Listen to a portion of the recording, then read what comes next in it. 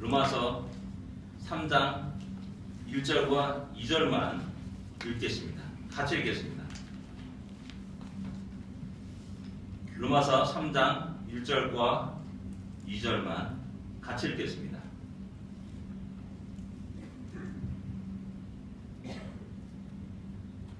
같이 읽겠습니다. 그런즉 유대인이 나음이 무엇이며 할례의 유혹이 무엇이냐? 범사에 많으니 우선은 그들이 하나님의 말씀을 맡았음이니라. 아멘.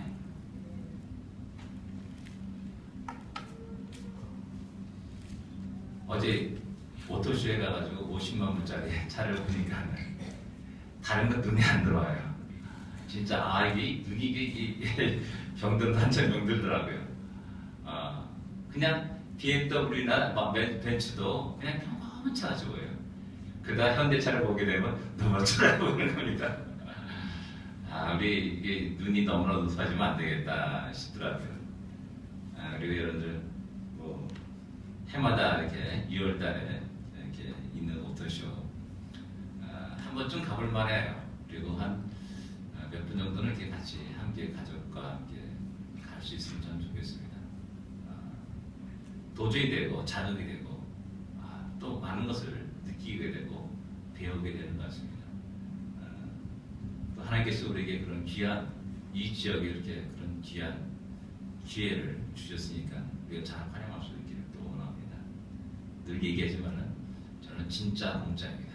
JDB 진짜 공짜입니다.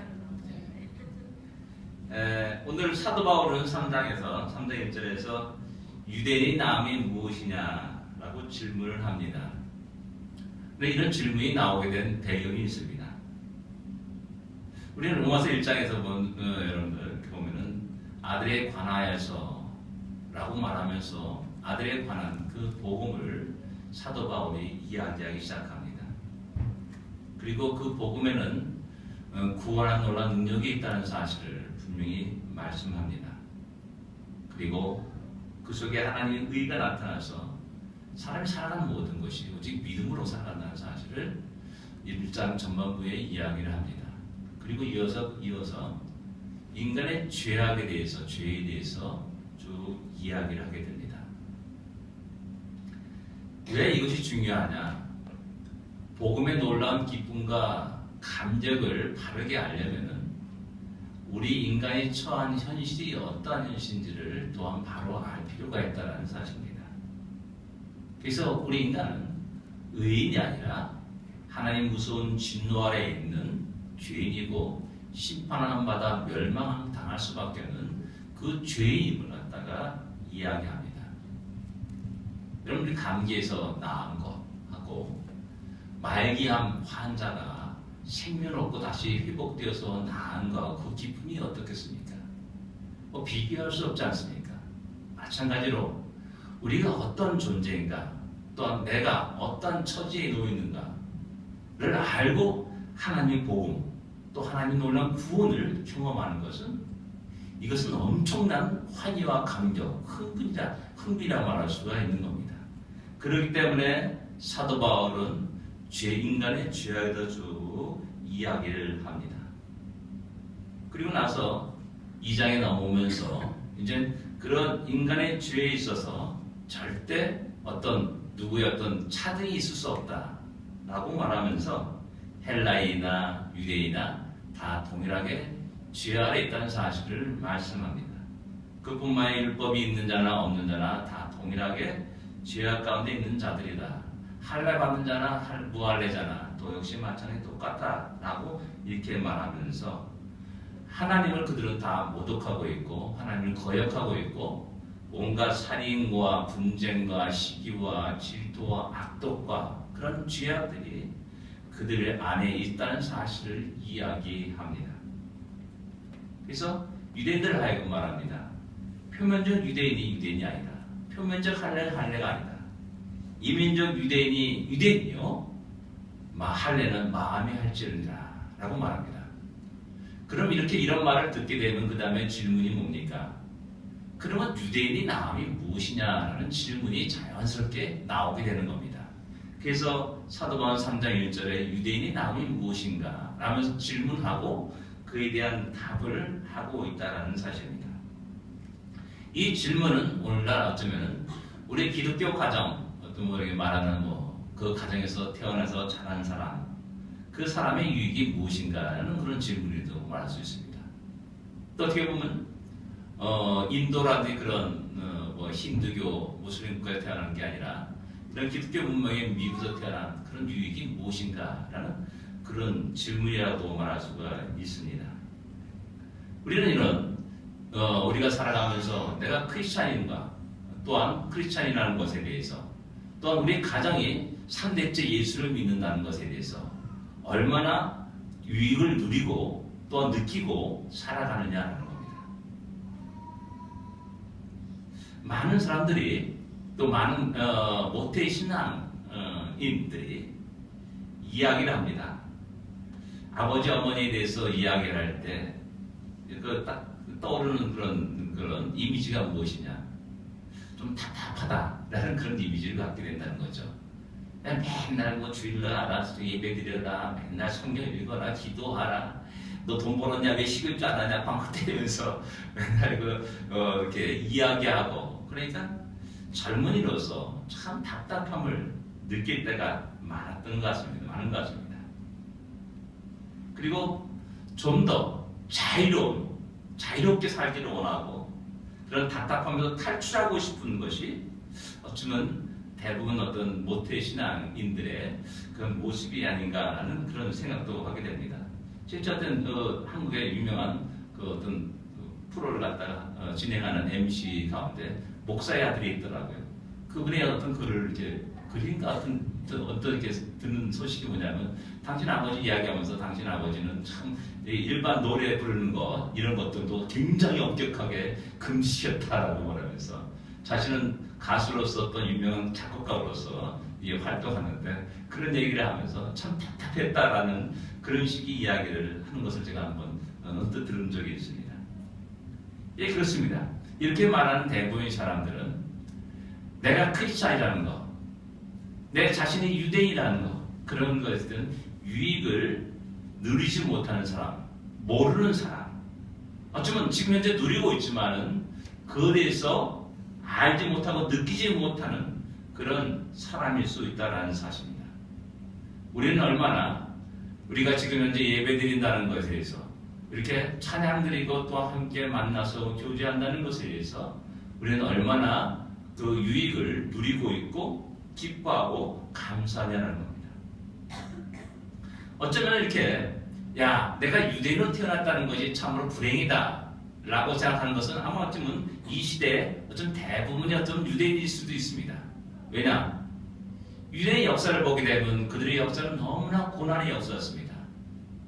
늘 언제나 외적의 침략으로 포로가 되기도 하고 지배를 받고 그 다음에 자기가 가진 모든 걸 다 빼앗기는 피지배 또한 노예로서의 그런 삶을 살았던 것이 그들의 역사였습니다. 그 역사 속에서 그들은 언제나 불이익을 당했고 언제나 조롱과 멸시를 당하였음을 갖다가 우리는 성경을 통해서 잘 알고 있습니다. 또한 그들의 역사에서도 또 그랬습니다. 20세기에 이르기까지 그들은 참으로 비참한 그런 생애를, 그들은 그 민족의 역사를 가져왔음을 우리는 잘 알고 있습니다. 개토 통계된 구역 안에서 그들은 살았고요. 그 다음에 또 어떤 스페인에서는 하루아침에 너희들 그냥 다 나가라 해가지고 그들이 전부 다 맨몸으로 쫓겨나가지고 저 동부 유럽으로 피난하는 그런 일도 있었고요. 중세시대 종교재판으로 마녀로 정제되어가지고 그들이 열심히 수고 땀을 흘렸던 그 모든 재산을 다 빼앗기는 그런 일들도 수없이 많았다는 사실입니다. 이런 일을 당하면서 많은 유대인들은 생각합니다. 내가 유대인으로 살아간다는 유익이 무엇인가? 라는 그런 생각을 하게 되는 거죠. 우리 크리스찬들도 이 땅에 살아가면서 여러 가지 불이익을 당합니다. 나도 지금 현재 열심히 돈 벌고 다니는데 우리 지금 여기서 예배 드리고 있습니다. 주일날은 쉬어야 된다. 일하지 말아야 된다. 그럼 참 불이익을 많이 당하죠. 답답합니다. 그러면서 과연 기독교인으로 살아간다는 것, 크리스천으로 살아간다는 그 이유가 무엇인가? 그런 어떤 생각을 하게 되고 질문을 던지게 됩니다. 이 질문에 대해서 사도 바울은 범사에 많다라고 이렇게 이야기합니다. 범사에 많다라는 것을 볼 때 이게 한두 가지가 아니라는 겁니다. 유익된 점이 한두 가지가 아니라 무궁무진하다는 사실입니다.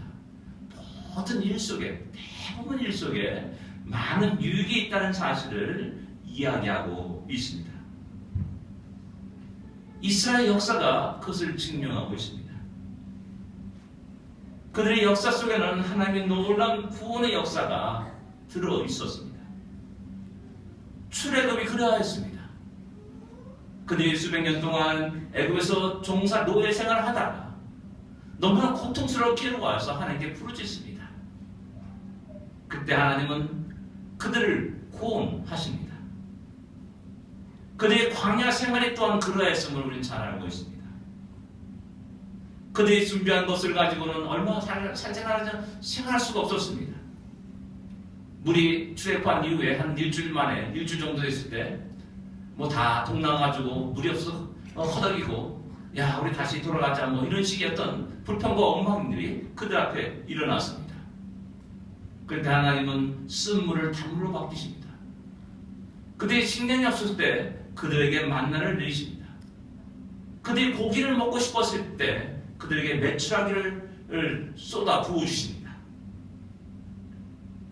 그들이 광야 40년 생활이 하나님이 공급하신가, 하나님이 인도하신가, 하나님이 돌보심 속에서 살아왔음 같다가 성경은 우리에게 분명히 이야기해주고 있습니다. 그리고 그들은 적극거리는 가나안 땅에 들어갑니다. 그들이 강대해서 그 땅을 점령한 것이 아니면 성경은 분명히 우리에게 말씀하고 있습니다. 예, 이스라엘 역사를 돌아보면은 모든 순간순간 사건 속에 하나님이 함께 하셨고 하나님이 도우셨고 하나님이 인도하셨고 하나님이 크게 역사하시는 놀라운 일들이 무궁무진하게 펼쳐져 있었다는 사실입니다. 그래서 사도 바울은 유대인 나음이 무엇이냐? 범사에 많다라고 말하는 겁니다. 그들의 발걸음 한 걸음 한 걸음 속에는 하나님이 함께 하셨고 하나님이 인도하심이 있었다는 사실입니다. 이러한 역사는 그들로 하여금 험난한 파도를 극복해가야 합니다. 우리가 말하는 우리는 일제 30년을 갖다 상당히 큰 고통의 시간이라고 말합니다. 근데 유대인의 역사와 비교해보면 이건 세간에 피도 안 되는 역사입니다. 고통입니다. 그들은 그 험난한 역사의 파도를 어떻게 헤쳐나갔을까요? 그들의 기록 속에, 성경의 기록 속에 하나님이 도우심이 있었다는 사람은 너무나 잘 알고 있는 겁니다. 배고플 때, 굶주릴 때, 또한 목마를 때, 부르짖을 때, 하나님께 부르짖을 때 하나님이 그들에게 물을 줬고 만나를 줬고 식량을 줬고 승리케 하셨던 놀라운 기적의 역사가 너무나 많이 기록되었다는 사실입니다. 그러게 웬만한 어려움들은 요거 정도 갖고 우리가 뭐 이렇게 걱정하고 괴로웠냐 이런 식으로 능히 넘어갈 수도 있다는 사실입니다. 그렇다고 이들에게는 고난만 있는 것은 결코 아니었습니다.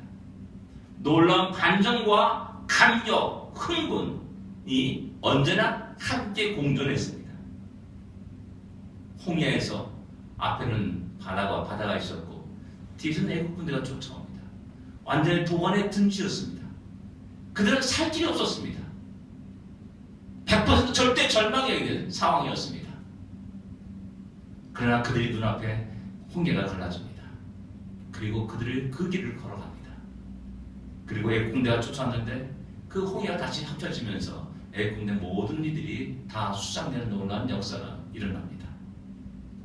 놀라운 반전입니다.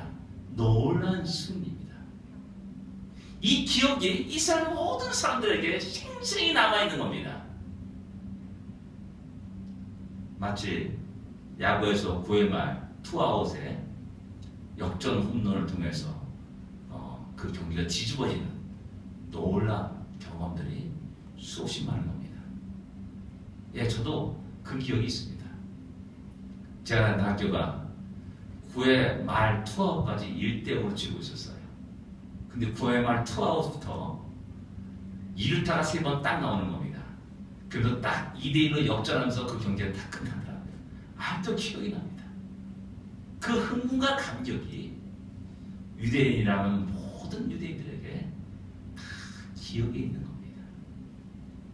고난의 역사만 있는 것이 아니라 그 고난을 하나님께서 이용하시사 승리로 바꾸시고 복으로 바꾸시고 죽음이 생명으로 바꿔지는 놀라운 환희와 감격의 역사가 함께 공존했다는 겁니다.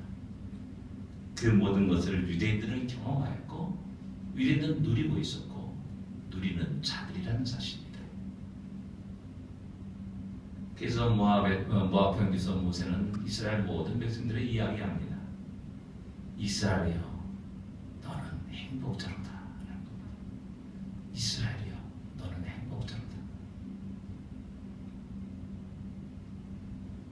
우리가 구원받은 것, 우리가 기독교인으로 성도로서 살아가는 것, 그 유익을 우리는 알고 있습니까? 누리고 있습니까?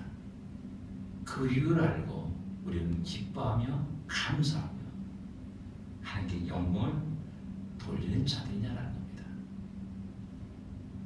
우리 개인적인 삶을 한번 돌아보시기 바랍니다. 먼 20년 전, 30년 전의 이야기 아니어도 좋아요. 5년 전만 해도 나는 과연 어디서 무엇을 하고 있었으며 어떤 위치에 있었는가. 그때 나는 어떻게 그 어려움들을 살아갔는가 한번 돌아볼 수 있기를 원합니다.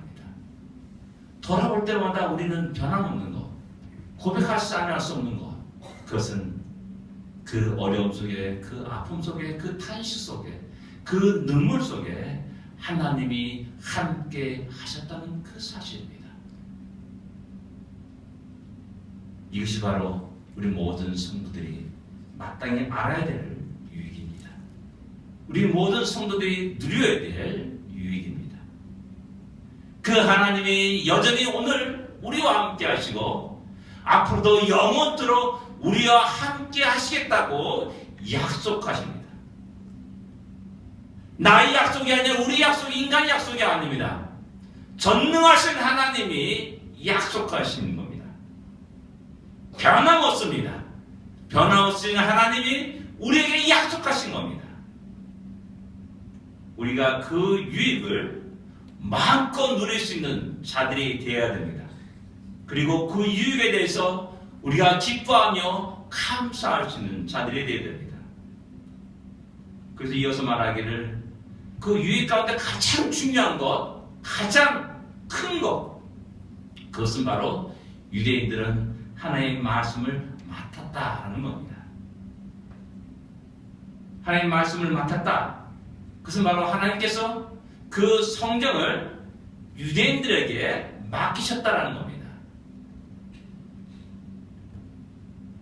이러면 어디 가든지 은행에 가든지 가면 우리 집을 들어갈 때도 우리 열쇠를 가지고 갑니다. 자동차를 할 때도 열쇠를 가지고 들어가고요.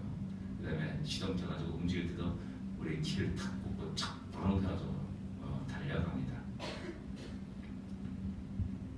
유대인들이 성경을 맡았다는 그것은 바로 이 열쇠를 가지고 있다는 것과 같습니다. 그냥 쌀 한 또 이렇게 놓는 그 창고, 식량 창고 열쇠가 아니라 그 열쇠를 열고 탁 열면은 그 안에는 우리가 상상할 수 없는 금은보가고 가득 찬 화려하고 영광스러운 그 창고의 열쇠를 하나님께 우리에게 맡기신 것 같다는 사실입니다. 이걸 알지 못하기 때문에 열지를 않습니다. 열지 않기 때문에 그 안에 있는 그 보화를 캐내지도 못합니다. 그리고 가지고 와서 사용도 못합니다. 이것이 유익을 알지 못하는 자들의 어리석음입니다. 내 통장에 100만 불이 있는데도 불구하고 그것을 찾아 쓰지 못하고 여전히 배고파서 아이고 배고파 하면서 다른 사람에게 손 내밀고 나 다른 쪽으로 달라고 하는 구걸하는 그런 초라한 인생을 살고 있는 것이 바로 혹시 우리들의 모습은 아닌가 하는 생각을 하게 됩니다. 성경 안에는 하나님의 풍성함이 담겨 있습니다. 하나님의 무한한 자비와 사랑이 있습니다. 죄인을 향한 오래 참 하나님의 그 크신 은혜가 가득 차고 넘쳐납니다. 하나님이 이 역사를 어떻게 이끌어가는가? 하나님께서 이 역사를 어떻게 준비해 줄 것인가? 그 일들도 이 성경 안에 기록되어 있습니다. 그뿐만 아니라 수많은 사람들의 실패가 담겨 있습니다. 수많은 사람들의 절망이 있습니다. 그 속에서 그들은 어떻게 일어났으며 그들은 어떻게 그 속에서 다시 새로운 출발을 할 수 있는가를 갖다가 자세하게 기록하고 있습니다. 우리 현재의 모습이 작고보다 없더라도 낙심하고 좌절하고 절망할 필요가 없다는 사실을 갖다 또한 얘기하고 있지 않습니까? 하나님은 저 베들레헴에서 양을 치고 있는 목동 다윗을 향하여 찾아오셨습니다.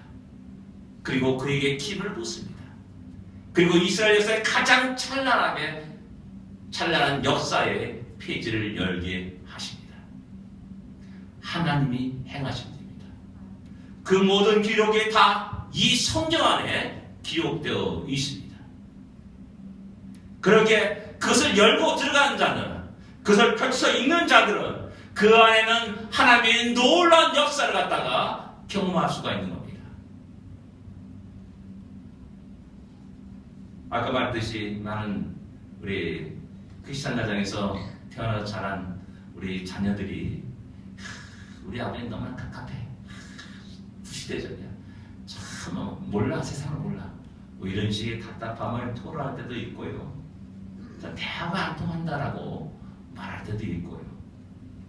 또 크리스찬들은 왜 이렇게 속이 좁으냐, 왜 이렇게 눈이 시야가 좁으냐 라고 말할 때도 있습니다. 다 세상 사람들이 하는 얘기고, 유명한 학자들이 또 얘기하고, 또 TV에서 이렇게 좀 약간 기독교에서 비아냥거리는 사람들이 이야기하는 내용들입니다. 독선적이고 폐쇄적이라고 말하기도 합니다. 그러나 저는 그들을 향해서 담대하게 말할 수 있습니다. 당신은 성경을 한 번이라도 읽어보고 그런 얘기하는 겁니다. 성경을 펼쳐서 한번 묵상해보게 됩니다. 성경 속에 너무나 놀라운 지혜가 담겨 있지 않는가. 공자가 BC 551년에 태어납니다. 그리고 뭐 춘추, 논어, 뭐 이렇게 여러 가지 우리가 잘 알고 있는 책들을 저술을 하죠. 그 시대에 또 노자가 도덕경을 저술합니다. 그리고 또 얼마 후에 맹자가 태어나고 장자가 태어나고 또 한비자가 태어나면서 또 손자가 태어나면서 그 당시 중국에 온갖 어떤 철학 사상들이 일어납니다. 대단하게 우리는 그 책들을 지금도 열심히 읽고, 또 어떤 교수는 논어 강좌, 도덕경 강좌 해가지고 우리 한국을 뒤집어 놓은 적도 있습니다. 그런데 한번 성경에 전도서, 아가서, 욥기를 한번 읽어보시면 합니다. 그 책들은 언제 기록된 겁니까? 공자가 태어나기 벌써 500여 년 전 태어나서 기록된 책들입니다. BC 900년, 1000년경에 기록된 책들입니다. 놀랍지 않습니까? 전도서를 읽으면서 그 놀라운 깊이와 넓이를 우리는 느낄 수 있어야 됩니다. 좁다고 생각합니까? 폐쇄적이라고 합니까? 아닙니다. 종합적인 시각을 갖게 합니다. 이성적인 시각을 갖게 합니다. 함적인 생각을 갖게 합니다. 깊이와 높이와 넓이를 감히 측량할 수 없는 그 놀라운 기록들이 우리 손앞에, 우리 손에 안에 있다는 사실입니다. 한번 우리가 이 성경에 대해서, 하나님 우리에게 맡겨주신 이 말씀에 대해서 우리가 한번 새롭게 생각할 수 있어야 됩니다. 우리 기독교 역사를, 한국 기독교를 쭉 보게 되면 하나의 흐름이 있는 것 같아요. 유행이 있는 것 같아요. 70년대 순복음을 중심으로 신의의 은사에 대해서 무진장 이야기하고 말했습니다. 그 좀 지나니까 내가 천국을 보았다. 내가 본 천국 그 책들이 또 히트치면서 베스트셀러가 되어버립니다. 좀 지나니까 저 YM에서 그 찬양 그 사역이 아주 일들이 일어납니다. 찬양이 중요하지 않다는 얘기 아닙니다. 찬양에서 눈물을 흘리며 손을 들고 찬양합니다. 그런데요, 아까 말했듯이 주의 말씀의 그 금은보화를 겨누면서 흥분하고 감격한 적이 있냐는 겁니다. 저는 개인적으로 성경 읽는 가운데서 그런 것을 몇 번 경험한 적이 있습니다. 그래서 주의 말씀이 살아있어, 운동력이 있어, 내 골수를 쪼개서 남는다는 그 말씀이 실감합니다. 그래서 제가 목소리가 워낙 안 좋아가지고 음치라서 찬양을 잘 못 부릅니다. 그러나 주의 말씀은 참 감사하게 제가 읽고 있습니다. 수많은 책들이 신앙서적들이 쏟아져 나옵니다. 서재에 가면 너무 많아서 무엇을 고를까 너무 갈등이 일어납니다. 우리 성도들은 참 간증집을 많이 좋아하죠. 간증집을 은혜 받았다 막 말합니다. 그러나 그것보다도 여러분들 한번 주의 말씀, 그 생명의 말씀과 실현해 볼 줄 않냐는 겁니다. 그 간증보다 더 위대한 하나님의 행하신 일들이 그 속에 기록되어 있습니다. 그 풍성함을 우리가 마음껏 취하고 누릴 수 있는 자들이 되어야 됩니다. 하나님이 성경을 맡겼다면 맡은 자들에게는 사명이 있게 되는 겁니다. 그 성경을 잘 보존하고 전달할 책임이 있습니다. 유대인들은 그걸 잘했습니다. 고집스럽게 그들은 날마다 성경을 필사하면서 보존해 왔습니다. 우리가 그들의 노력 때문에 지금 현재 이 성경을 읽고 있고 또한 우리가 알게 되는 겁니다. 또한 하나님은 이스라엘 백성을 통하여서 주위에는 여러 이방인들에게 또 멀리 땅끝에 있는 이방 족속들에게 그 하나님의 뜻과 계획과 그 은혜와 그 사랑을 전하기를 원하셨습니다. 이것이 바로 성경을 맡은 자들의 책임이었습니다. 그런데 안타깝게도 유대인들은 그 말씀을 잘못 사용했습니다. 그 말씀을 악용했습니다. 그래서 유대인들은 그 말씀을 가지고 사람을 나누기 시작했습니다. 정죄하기도 했습니다. 심판하기도 했습니다. 저들은 개와 돼지다 라고 그렇게 조롱과 멸시도 보내기도 했습니다. 그들은 복음을 전하지 않았습니다. 하나님의 은혜를 전하지 않았습니다. 하나님의 그 놀라운 변함없는 사랑을 전하지 않았습니다. 하나님이 이끄신 역사를 전하지 않았습니다. 하나님이 행하신 그 놀라운 일들도 전하지 않았습니다. 오직 자신들만의 하나님으로 머물게 하였습니다. 그들은 오직 율법에 취해서 율법으로 사람들을 정죄하고 심판하고 판단해왔던 겁니다. 이방인들을 마음껏 조롱하기도 했습니다. 근데 성경을 읽다 보니까는요, 여리고성에서 기생으로 있었던 라합이 구원받은 사건도 기록하고 있습니다. 모압 여인 룻이 다윗 왕가의 족보에 오르는 그러한 놀라운 기록도 발견하게 됩니다. 유다 이방인들이 누굽니까? 다말입니다. 시아버지와 관계를 맺어서 아들을 낳는 그런 사건도 기록하고 있습니다. 다윗이 우리아의 아내 밧세바를 범하여서 하나님의 무서운 진노와 심판을 받는 그런 사건도 기록하고 있습니다. 그러나 성경은 그런 말합니다. 그것은 끝난 것이 아니라 그럼에도 불구하고 하나님이 그들을 사랑하시고 그들을 오래 참으시고 그들을 기다리시는 그 놀라운 하나님의 은혜를 기록하고 있다는 사실입니다.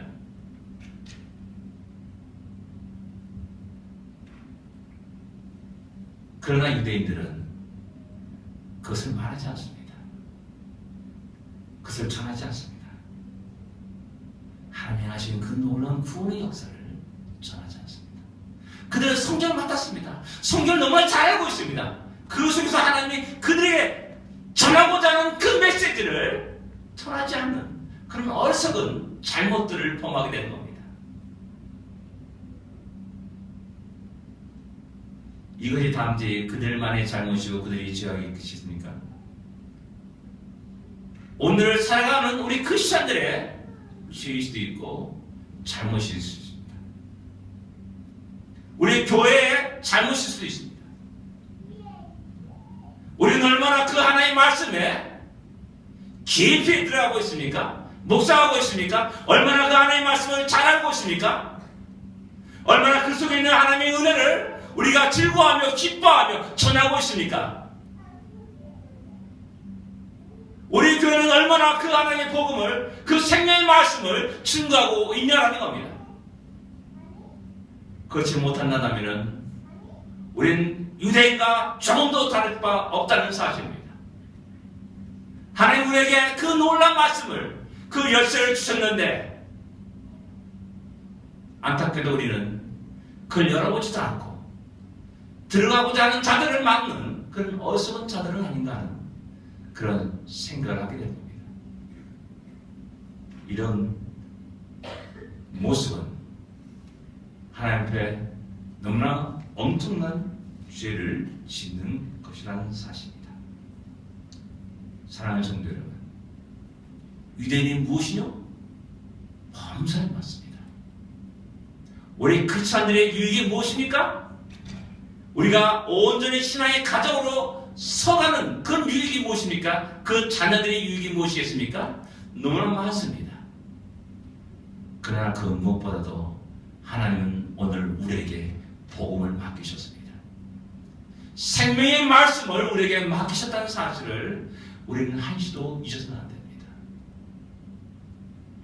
그리고 우리는 그 놀라운 사랑과 그 은혜를, 그 구원을, 그 복음을 알지 못하는 이웃들에게 전해야 될 책임이 있음을 우리는 늘 기억해 줘야 합니다. 우리 시온 장로회가 그 사명을 감당할 수 있고, 또 우리 가정들이, 또 우리 개인들이, 또한 우리 자녀들이 그 사명을 감당할 수 있기를 원합니다. 기도하겠습니다.